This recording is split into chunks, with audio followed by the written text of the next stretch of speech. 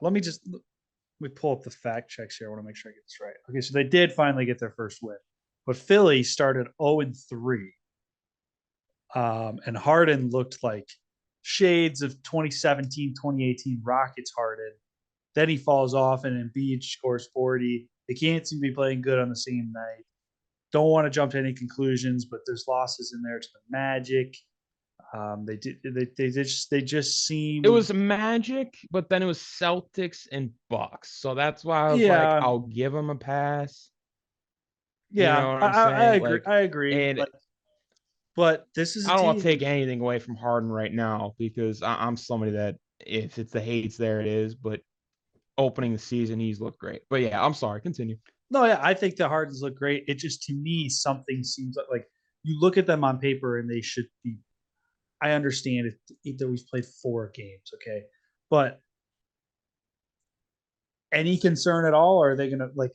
Do you think they even need to figure anything out, or they just need to keep playing games so they can No, win no. more? They just need to keep playing games. In my opinion, I've honestly Harden. I don't think really has played a bad night in terms of statistically and what he's done for the team. I think what they really got going on right now, and it's kind of a genius idea if it works, is you just let Harden or Maxi ISO. They get in their role, they get in their groove because they're one of the better ISO scorers in the league.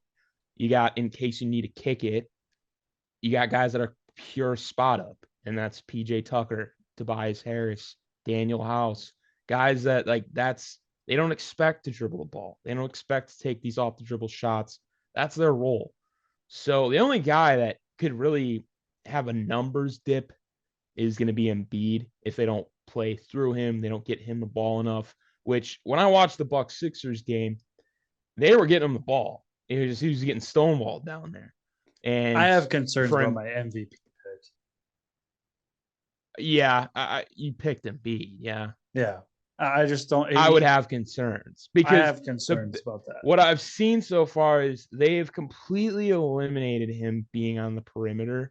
He's strictly down on the block, which in theory, Joel Embiid's 7 foot, 250, big dude, should be fine.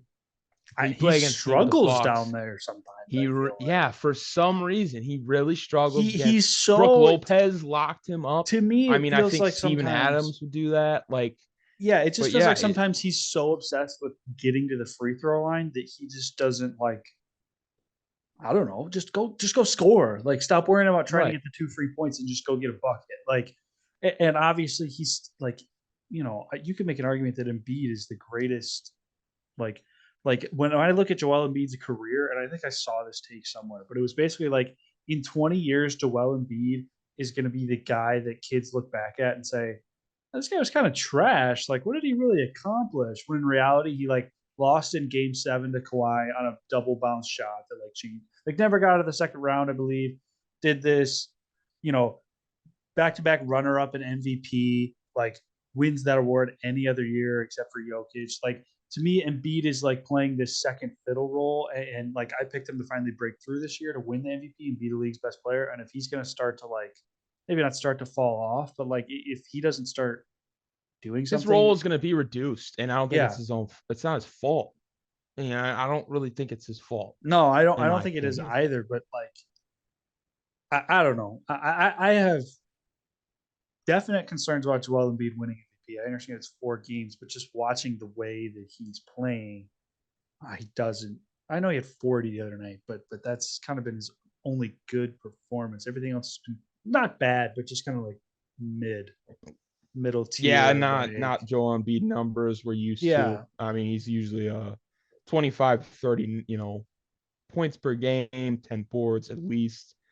I mean, he's usually a foundational piece, and it kind of seems like the Sixers have turned to Harden, which having Daryl Morey as their general manager, bringing in two of his former teammates that made that 17-18 Rockets team work.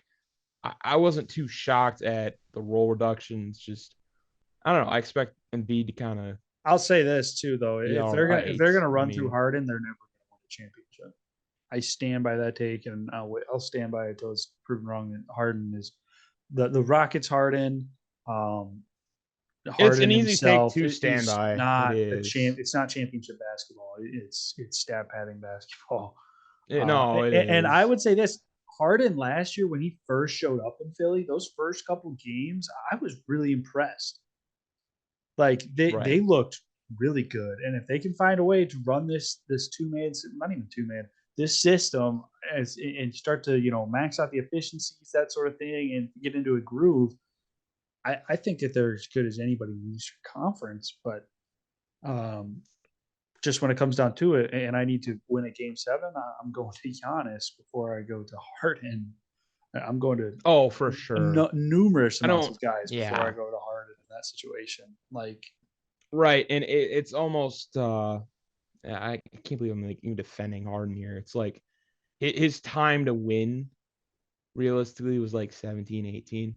When he had Chris Paul and they had the Warriors on the ropes with KD and they missed 26 consecutive threes in that game seven. yeah, That was the year. That it's was the weird to me, year. like So how it's like much, like how, like because people say this take, and it's actually true. Like those James Harden Rockets pushed the Warriors, those god tier Warriors teams, they did. farther than They did. anybody else did.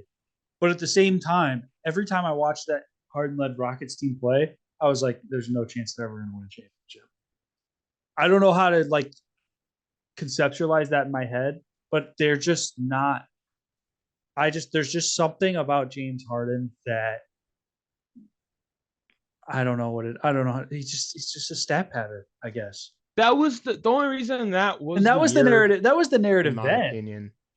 And No, and I understand. I and do. I I think really that my do. take comes from the fact that he got that close and he runs Chris Paul out of town. You know what I'm saying? Like there's a level of like, this is, oh, he got that close in OKC. Technically speaking, he leaves. Which is like, Wow. Okay. I think we can all agree, like from James Harden perspective, that was the right thing to do. I would But say he got a low ball offer. I'm not gonna take that from away a from him. championship perspective, like he would have won something in OKC. I think we can all agree if that team stays together, they win some championships. But yeah, I don't know. I feel like I'm circling around the point here. Is just like if Harden can change the mentality, and if Embiid can, because I think Embiid has the right mindset. I mean, so I could see it working. I could see Harden getting over the hump in Philadelphia. But like I said, I'll take I take I think Giannis. I take this is yeah, no, and I agree with you. Like I still think the Bucks are the favorite, especially the way they played the Sixers. Um Holiday on Harden is problematic for them. I mean, it's in a 7-game series. It'll throw Harden off. Harden will still have his nights, but in 7 games, I don't expect the Sixers to win.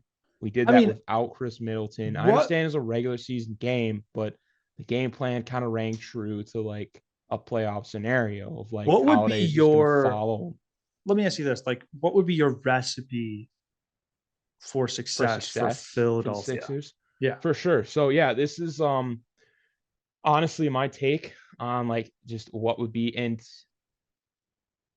I'm not going to go in this aspect of like MB needs to get benched or whatever, because that's ludicrous. No one's ever going to get on board with that. But they were down like 12 points and they made it a game when they pulled Embiid. They didn't have Harrell in there. They had that classics, PJ Tucker at the 5, Tobias Harris and House were spotting up, and they had Harden and Maxey. And it's like, all right, Harden kind of goes, sees things there. Can he get a one-on-one? No. There's a kick out, whatever. No, all right, reset. Maybe we give it to Maxey this time, right? And they go and they kind of, between Maxey and Harden, they're not equal players, but Maxey's very like, I still think he's underrated. Like as a player, I he's don't a know how, but very yes, I agree. yes, in some sense. Like this dude is like in his second or third year and is a reliable scoring He could be option a first next to Harden. option on a number of teams. Oh, 100%. And so it's like, all right, you can basically pick your poison with those two. They'll just attack the worst defender. Doesn't work, you kick it to PJ Tucker, Harris, have them shoot it. One of them's probably going to be open because you're assuming that Harden and Maxey, there's no way they both locked up one-on-one. One of them's going to have the weaker defender and there's going to be help side. So somebody should be open if they make the right basketball play. And if that doesn't work, you have Embiid down low. He'll grab the rebound, you can put it back, kick it back out, do his own thing. And even then, if it's like you're playing a team that's running with you defensively, but they have a smaller lineup in, you can, get it to Embiid, go down low.